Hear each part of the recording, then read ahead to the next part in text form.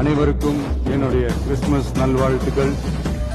RK நகரமணி, பிறப்புக்கும் எல்லா உயிருக்கும் சமம் அப்படின்ற ஒரு வார்த்தையை தளபதி விஜய் அண்ணா அவர்கள் சினிமா துறையிலேருந்து கடைபிடித்ததுனால தான் இன்னைக்கு தளபதியை நம்பி தமிழ்நாட்டு மக்கள் தளபதி எங்க மீட்டிங் போட்டாலும் மாநாடு போட்டாலும் போற ஒரு காரணம் தளபதி மேல வைத்த அந்த அன்பும் அந்த ஒரு பாசமும் தான்.